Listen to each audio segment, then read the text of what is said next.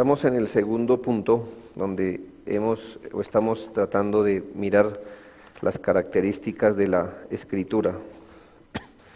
En primera medida miramos que es inspirada, en segundo lugar que es autoritativa, y hoy entramos al tema de la suficiencia de las Escrituras. La palabra de Dios es suficiente. La confesión de fe en el capítulo 1, en el párrafo 6, dice: todo el consejo de Dios tocante a todas las cosas necesarias para su propia gloria, la salvación del hombre, la fe y la vida, está expresamente expuesto o necesariamente contenido en las Sagradas Escrituras, a las cuales en ningún momento ha de añadirse ni por nueva revelación del Espíritu, ni por las tradiciones de los hombres. Claro, aunque la confesión sigue hablando de la iluminación del Espíritu, algo que vamos a ver, si Dios quiere, en la última lección. Vamos a quedar con esa primera parte de la confesión de fe. La suficiencia de las Escrituras es aquella doctrina que en canónica dice que las Sagradas Escrituras están completas y son eficaces para el propósito por las cuales Dios la reveló. Que están completas y son eficaces para el propósito por la cual Dios mismo la reveló. ¿Tenemos ahí la definición? Muy bien. En otras palabras, que Dios, teniendo un propósito para darnos las Escrituras, cumplió ese propósito cabalmente. De modo que nada más se necesita para conseguir dicho fin por las que Él las reveló. Dios tenía un propósito al darnos las Escrituras, y nosotros creemos, claro, lo vamos a corroborar más y más, que el propósito por el que el Señor dio las Escrituras fue cumplido, de modo que las Escrituras están completas y cumplen el propósito por las cuales Dios las reveló. La suficiencia de las Escrituras afirma que la Biblia no necesita un complemento, una añadidura, un agregado para cumplir la función por las que el Señor la dio. También quiere decir que la misma Biblia se basta para realizar dicha función y que no podemos agregar a la Biblia sin al mismo tiempo menospreciar su suficiencia. Si la Biblia necesita una herramienta, si la Biblia necesita una añadidura para cumplir el propósito por el cual Dios la dio, entonces estaríamos socavando su suficiencia, estaríamos diciendo que la Biblia no es suficiente. La Biblia por sí misma no es suficiente, sino que además de la Biblia necesitamos otro elemento, un complemento, para que cumpla el propósito por el cual Dios la dio. Le estaríamos diciendo a la Biblia que se quedó corta o que es escasa. Atacar la suficiencia de las Escrituras, no importa cuán de moda esté, es finalmente una ofensa a la sabiduría divina. ¿Por qué? Porque se supone que Él pretendió algo con las Escrituras, pero no pudo cumplir este propósito. Entonces, cuando hablamos del tema de la suficiencia de las Escrituras, para aclarar el tema, nuestra primera pregunta debe ser: ¿la palabra de Dios, la Biblia, es suficiente para qué? exactamente para cuál propósito. Si no, estamos diciendo que Dios tuvo un propósito para revelar las Escrituras. Y en ese propósito la palabra es suficiente. Entonces lo que vamos a reconocer es el propósito.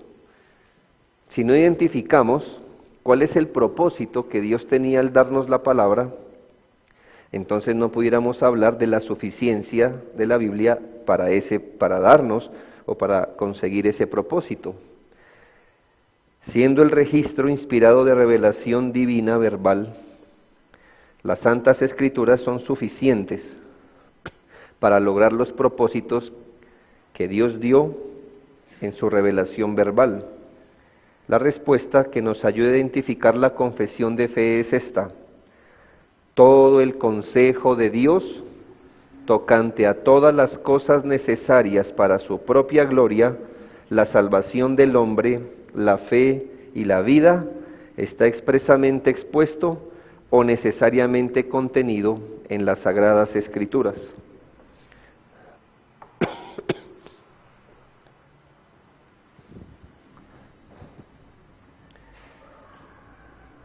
Reconocemos que este es el propósito por el que el Señor dio las Escrituras, revelarnos todo el consejo de Dios tocante a todas las cosas necesarias para su propia gloria, la salvación del hombre, la fe y la vida.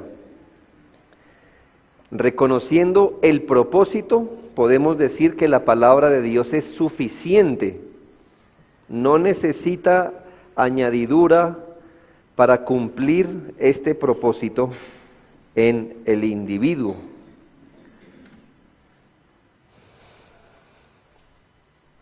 Eso es necesario pues entenderlo para lograr ubicar de una mejor manera y una manera precisa cuando decimos que la palabra de Dios es suficiente, y la pregunta es ¿suficiente para qué?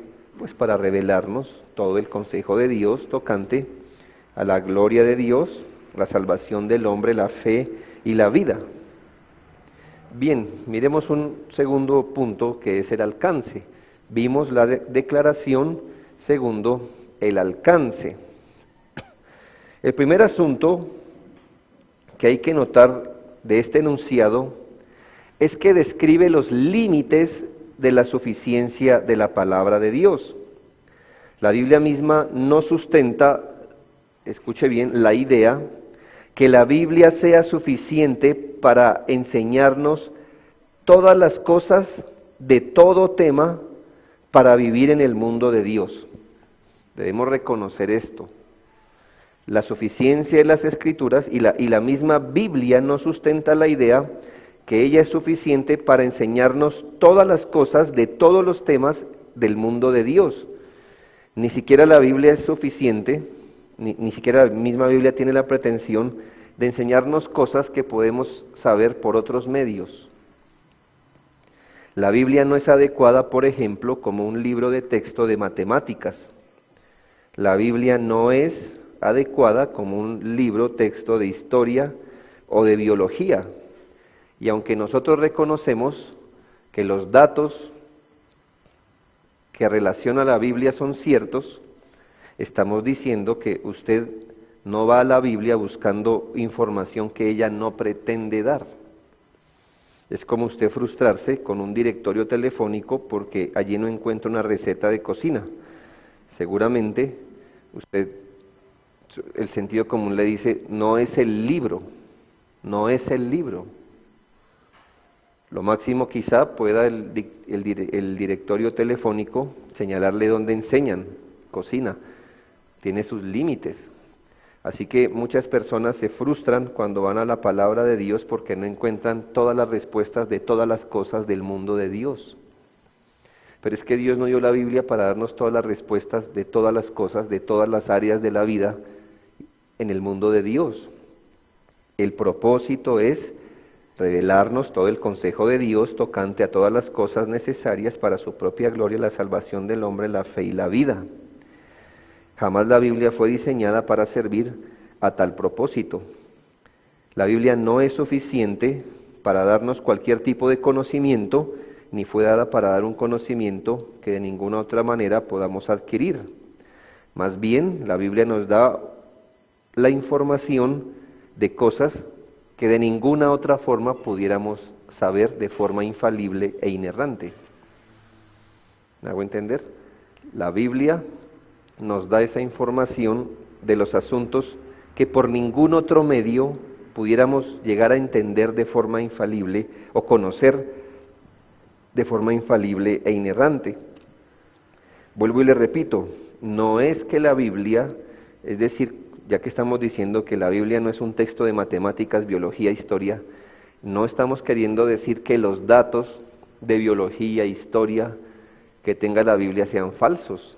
No, son ciertos, pero no es el libro para buscar tal cosa. Es decir, si usted quiere saber álgebra, no va a la Biblia, va a Baldor, por ejemplo, no a la Biblia.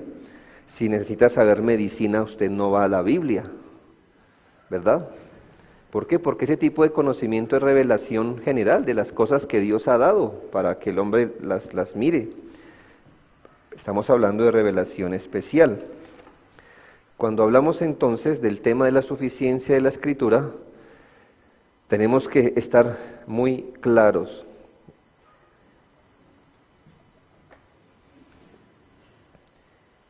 La palabra de Dios es suficiente para revelarnos todo el consejo de Dios. Cuando hablamos del consejo de Dios, es una frase sacada, recuerde usted de Hechos 20, cuando el apóstol Pablo le dice a los ancianos en Mileto, yo no he rehuido predicarles todo el consejo de Dios. ¿Qué es el consejo de Dios? Bueno, 4 cosas en particular: su propia gloria, la salvación del hombre, y aquí la salvación del hombre, la palabra salvación está dada en la definición más amplia posible.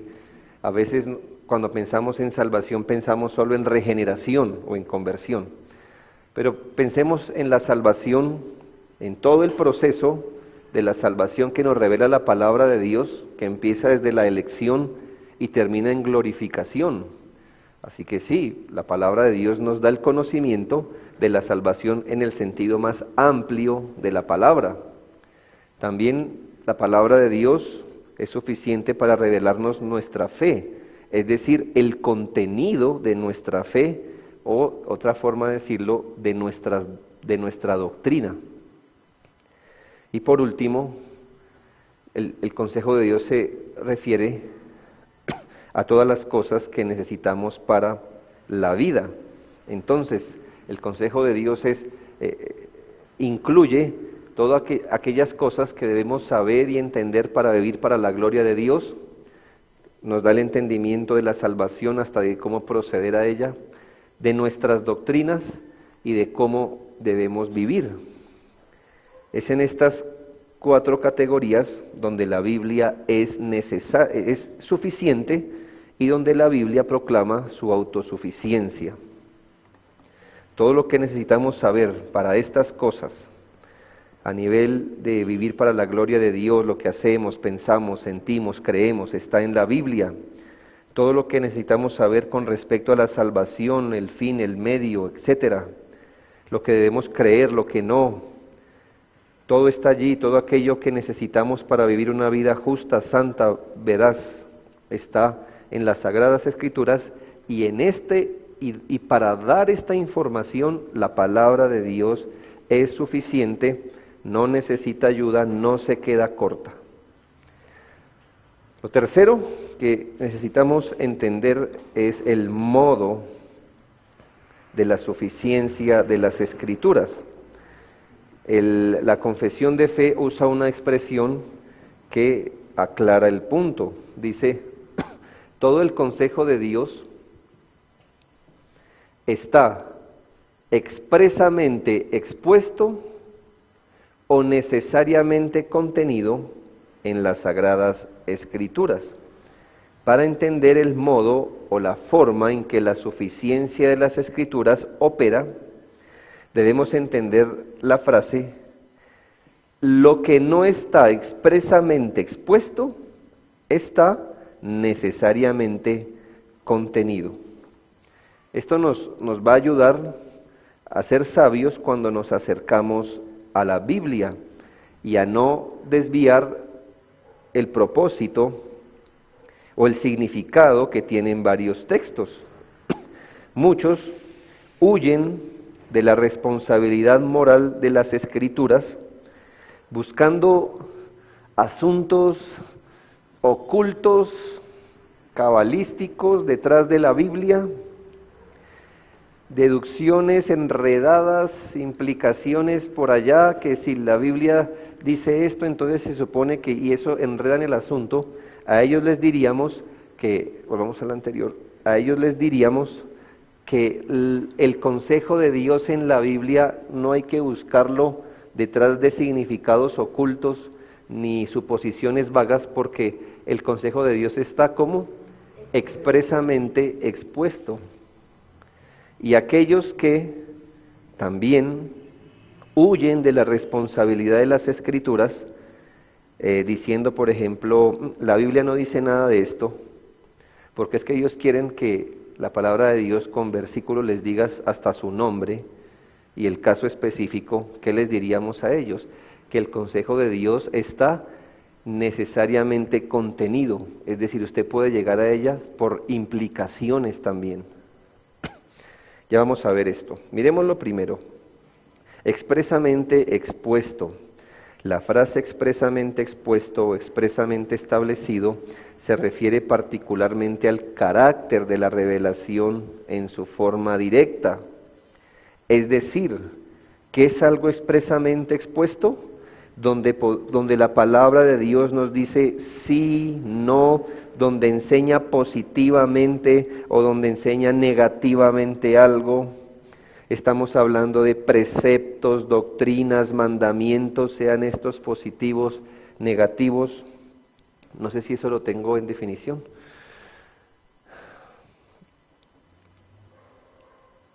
Lo que debemos creer, sentir, pensar, hacer, aquellas cosas que están expresas, que son obvias, que están escritas, que están puestas por enunciados, podemos leer, podemos atender. Hay cosas que la palabra de Dios nos enseña, esto hay que creerlo. Hay narraciones que nos están hablando, son ejemplos que nos están brindando, mandamientos, doctrinas, aquellas cosas donde la Biblia claramente expresa el mensaje. La palabra de Dios habla así. Así que todo el consejo de Dios usted lo puede encontrar expreso. Usted no puede decir, por ejemplo, no estoy seguro lo que la Biblia dice acerca del robo. La Biblia no es muy clara acerca de eso. No, eso es una cosa que está expresa. Usted no puede decir, leyendo la Biblia no me quedó claro la salvación a través de quién viene. Eso no me queda muy claro. No, eso está expreso, está expuesto. Usted no puede tener ninguna duda después de leer la Biblia cuál es el fin eterno, por ejemplo, de los que rechazan a Cristo o de los que creen. Usted no dice, no estamos ciertos en esto. No, eso está expreso. Pero también todo el consejo de Dios está necesariamente contenido. Así que en la Biblia todo lo que necesitamos saber puede ser encontrado ya sea por leer lo que es expresamente escrito, tomando los enunciados de la Biblia en el sentido que fueron dados por los autores originales, pero también pueden ser deducidos. El consejo de Dios puede ser deducido de los enunciados de la Biblia. Cuando hablamos de deducir algo, estamos hablando de derivar por implicación una verdad partiendo de otra. Así que si hay una verdad bíblica y hay una deducción de ella, eso es lo que la Biblia, o más bien lo que nuestra confesión nos enseña, que está necesariamente contenido, o como dice en otro lado, por buena y necesaria consecuencia, pueden ser deducidas en la Escritura, por buena y necesaria consecuencia, lo que nosotros llamamos implicación o lo que llamamos inferencia. Así que el consejo de Dios está dado por lo expresamente expuesto o lo necesariamente contenido. Le pongo un ejemplo. La doctrina de la justificación por la fe en Cristo es una doctrina expresamente expuesta o necesariamente contenida. ¿Cómo la ve usted en la Biblia? Expresa. Justificados pues por la fe, tenemos paz para con Dios, eso está ahí. Siendo justificados gratuitamente por su gracia, eso está ahí, ¿verdad? Ahora, cuando usted va a la Biblia y mira, le pregunto la doctrina de la Trinidad, ¿cómo está? Y usted va a decir, hay un texto que diga, hay tres personas distintas y un solo Dios verdadero. Usted no. ¿Cómo hemos llegado a esa doctrina? Por las cosas que están necesariamente contenidas. Entonces yo le voy a decir que es una inferencia. En la palabra de Dios nos enseña que hay alguien llamado Padre, al que la Biblia le da el título de Dios. En la palabra de Dios hay alguien que se llama Hijo, al que se le da el título de Dios. En la palabra de Dios está alguien llamado Espíritu Santo, a quien se le da el título de Dios. ¿Qué podemos inferir de ahí? Bueno, que los tres son Dios, pero la Biblia también dice que hay un solo Dios. ¿Qué podemos inferir? Que hay un Dios y tres, llámele como le llame, personas que son Dios. Hay un Dios, pero hay tres, no tres dioses, pero hay un Dios y tres personas. Eso se llama una inferencia y no estamos forzando la Biblia, no son cosas ocultas, simplemente esas son las cosas que se deducen, se derivan por buena y necesaria consecuencia. Por supuesto que esto hay que estudiarlo más y seguramente en la materia de hermenéutica se dan algunos lineamientos para que lo necesariamente contenido no se salga de control y empecemos a hacer inferencias aquí y allá que no son razonables. No es lo que nosotros queramos inferir, es lo que la palabra de Dios tiene contenido, pero eso será asunto de otra materia. Entonces, ¿de qué nos libramos? De que alguien dice, por ejemplo, pero ¿cómo hacer para saber la voluntad de Dios en la época de los computadores? Si en la Biblia, por ejemplo, no dice cuál debe ser nuestra ética frente a un computador. Pues, ¿qué le diríamos? Pues obviamente eso no está expreso, pero está contenido. Entonces, ¿a dónde iríamos? Pues iríamos a los principios generales y de ahí deducimos todas las cosas para nuestra instrucción. Y también a otros que andan detrás de significados ocultos. Quizás usted ha visto personas que hasta sacan libros y esos libros se venden muy bien, de las personas que les enseñan el significado oculto de la Biblia. Entonces se van a los manuscritos y empiezan a contar cada 3 letras que les da, y ahí les ha salido el nombre del anticristo como 26 veces, que es Hitler, que es ahora Trump, que es Barney y sus amigos y todas esas cosas. Lo han encontrado cogiendo y sumando la Biblia y entonces hacen cálculos. ¿Qué les diríamos? Dios no reveló su palabra así. Las cosas que necesitamos saber para su gloria, de nuestra doctrina, para la salvación y para la vida, está claramente expuesto. Entonces Dios no dio un mensaje encriptado, pero a los que quieren versículo y todo para, mejor dicho, controlar todo y pormenorizar todo, le diríamos que también la Biblia habla por necesarias implicaciones. Cuarto, Hablemos de las implicaciones. De hecho, entonces tenemos una Biblia que es suficiente. Es suficiente para el propósito por la cual Dios la dio. Su suficiencia se expresa en lo que está expuesto con claridad o necesariamente contenido. Eso entonces, ¿a qué nos arroja? Nuestra confesión de fe nos ayuda en lo siguiente: a las cuales, a estas escrituras suficientes, nada en ningún momento ha de añadirse, ni por nueva revelación del Espíritu, ni por las tradiciones de los hombres. Es decir, si la palabra de Dios es suficiente, si realmente es suficiente, si realmente cumple el propósito por el cual Dios la dio, entonces nada en ningún momento ha de añadirse, ni nada, ni en ningún momento de la historia, ni en ningún momento específico, nada ha de añadirse, ni por esas supuestas revelaciones del Espíritu, ni por las tradiciones de los hombres. Vamos a ir adentro de esta afirmación: nada ha de añadirse. Esta afirmación es además muy reformada, por darle un nombre. ¿Y por qué nuestra confesión de fe tendría unos renglones así? ¿Por qué habrán hecho estas referencias?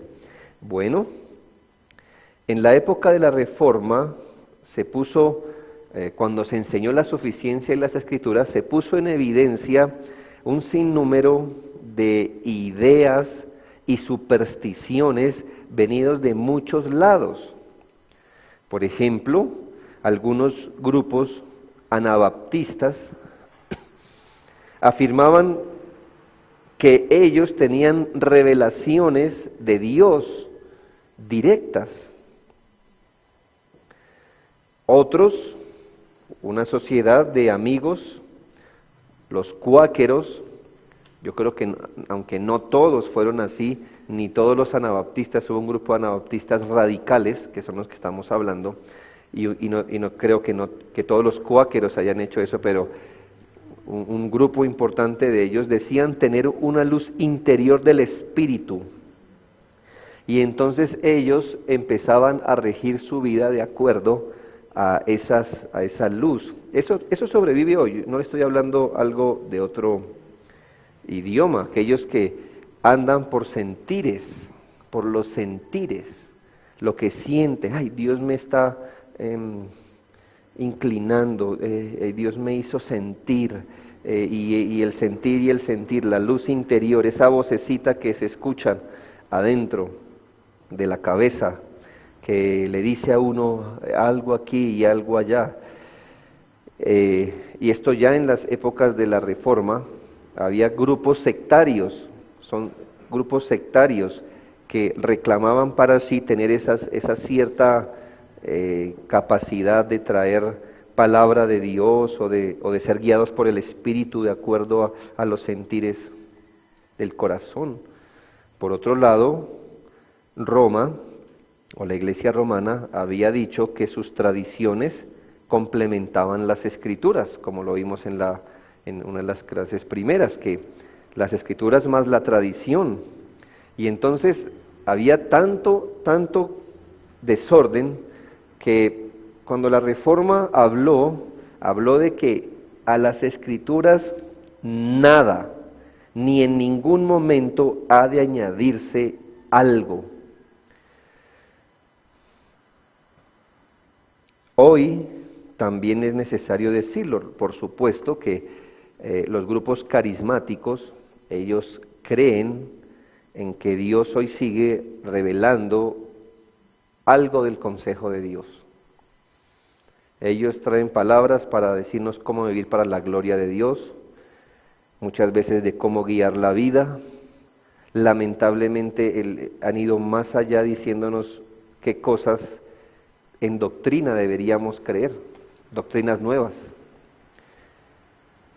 la iglesia de Cristo ya respondió a ellos antes de que ellos nacieran.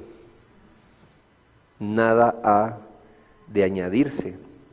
No creemos ni en las pretensiones de Roma, no creemos en las pretensiones de Roma que cuando el Papa habla ex cátedra, habla y eso es doctrina para nosotros, no creemos, la palabra de Dios es suficiente, no creemos ni una profecía carismática, ni una. Ah, pero se cumplió por cualquier otro asunto. No porque Dios esté hoy dando profecías. No creemos en las aseveraciones hoy de los neocalvinistas, hombres supuestamente reformados que dicen creemos en la suficiencia de las Escrituras, para después decir, pero Dios puede seguir revelando su palabra a través de profetas. Ah, claro, las profecías de ellos nos toca revisarlas por las Escrituras, pero eso no quiere decir que Dios no hable por profetas hoy, o que no debamos esperar ciertas manifestaciones de la revelación de Dios, como sentires, como ese tipo de cosas. Es muy peligroso. La Reforma siempre creyó en la suficiencia de las Escrituras y dice nada en ningún momento ha de añadirse. No solo la suficiencia de la Escritura hace tales modos de revelación innecesarios, ¿verdad?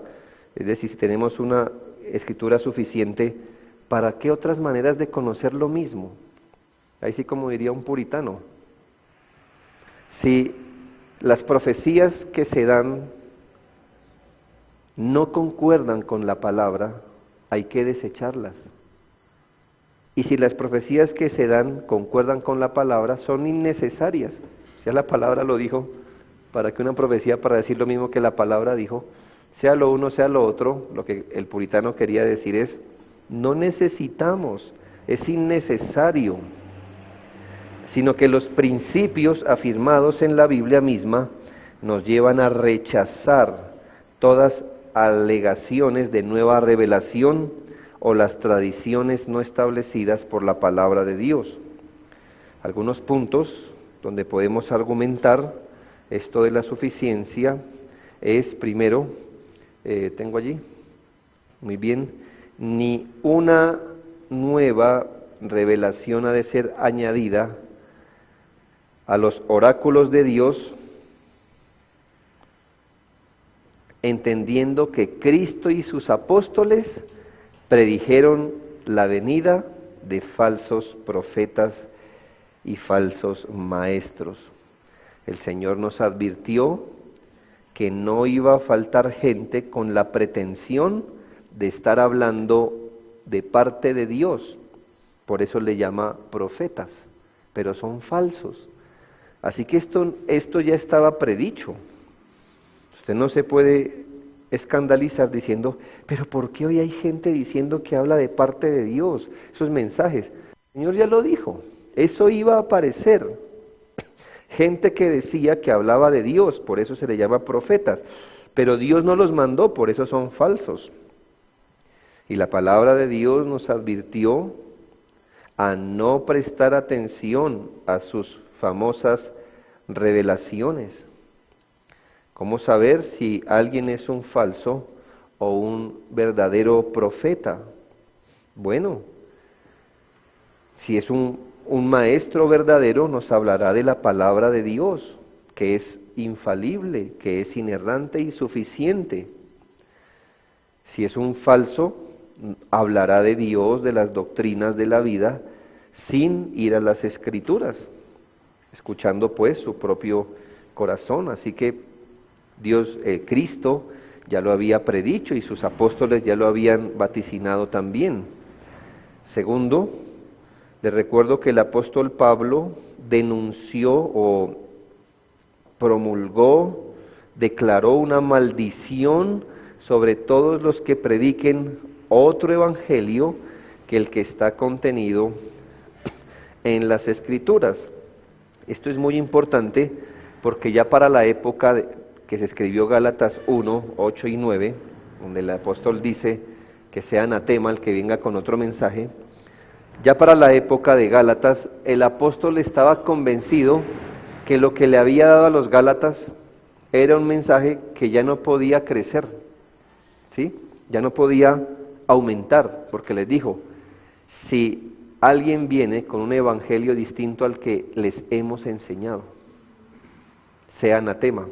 O sea que el apóstol Pablo es consciente que la información que le dio a los Gálatas era esa, y que no era susceptible a crecer. De hecho, ¿cuál era la herramienta para saber que alguien estaba predicando un evangelio distinto? Pues que no se parecía o añadía o quitaba al que ya se les había dado. O sea que estamos hablando que ya para el primer siglo Dios le había dado todo lo suficiente a la iglesia y ellos podían distinguir. Era fácil. ¿Se parece a lo que hemos aprendido a través del apóstol? ¿Se parece al evangelio que ya hemos recibido? Si se parece, bueno, pues debe ser el evangelio. Si no concuerda, entonces es un falso maestro. Pero ellos recibían un anatema. Tercero, la incertidumbre de las revelaciones privadas provee otro argumento contra ellas. La incertidumbre de las revelaciones privadas provee otro argumento contra ellas. ¿Qué le llamamos revelaciones privadas? Pues ese tipo de revelación que alguien dice, hoy sentí, hoy escuché, Dios dice tal cosa. Mi pregunta es, ¿qué certeza tenemos que eso venga de Dios? ¿Se ha puesto a pensar? Es decir, que una persona diga, Dios dice tal cosa. O sea, ¿le vamos a creer porque dice Dios, Dios dice? ¿Es tan fácil para nosotros creer algo? Solo porque levanta la mano, cierra los ojos, dice unas palabras enredadas al comienzo, supuestamente lenguas enredadas, y después dice, así dice Jehová. O sea, ¿le creemos por eso? O sea que si mañana dice, así dice Jehová, yo soy Superman, y todos dicen, amén, amén, porque lo dice, lo vamos a creer. ¿Qué prueba tenemos que Dios está hablando a través de él? ¿Qué prueba? La única prueba es que él no lo está diciendo. Es la única prueba. Le recuerdo que el corazón del hombre es engañoso, tanto del falso profeta como el que lo escucha. El hombre se puede equivocar, el hombre puede expresar sus propios deseos como si fuera voluntad de Dios. Tantas cosas. Si los carismáticos se pusieran muy bien a discernir lo que se les dice, en una sola hora quedarían convencidos de que eso son falsas pretensiones.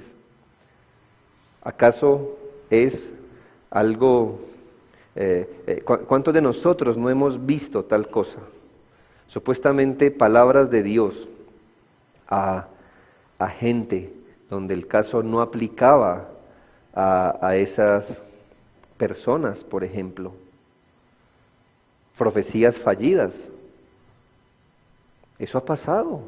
Todos los profetas de hoy se han equivocado y la gente les sigue creyendo. O profecías tan ambiguas como aquí hay una mujer que está enferma, ¿de verdad? Qué raro, ¿no? Qué especial que entre una congregación de 1000 personas haya una mujer enferma. No, especialísimo. Qué discernimiento de parte de Dios. No, pues cualquier tonto puede decir estas cosas. Además, no olvide que Satanás también se disfraza como ángel de luz. Y él puede hacer cosas engañosas que superan nuestro entendimiento natural.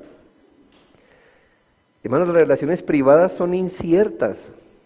¿Usted cómo sabe que eso es verdad? ¿Y cómo va a ser su vida alrededor de algo que es tan incierto? Es decir, piense en esto. Mire, cuando reciba una revelación privada de Dios, entonces ore, entonces examínela, entonces disciérnala, entonces trate de mirar si se va a cumplir o no, trate de mirar si una serie de reglas para saber. En cambio, cuando la Biblia habla, usted tiene que hacer todo eso. Mire, piense, discierne, tenga duda. No, cuando la Biblia habla, hermano, habló y ya. Usted no tiene que bregar porque será cierto, será que no, será que no. Entonces, hermanos, hay mucha incertidumbre. Que nadie proclame la autoridad de revelaciones privadas. Son opiniones propias.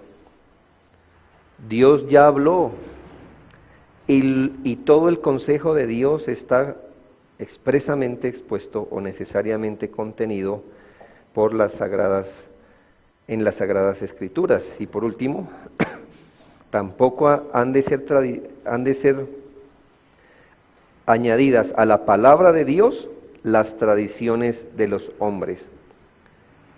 Las tradiciones han sido una fuente fértil de corrupción en la religión, tanto entre judíos como cristianos.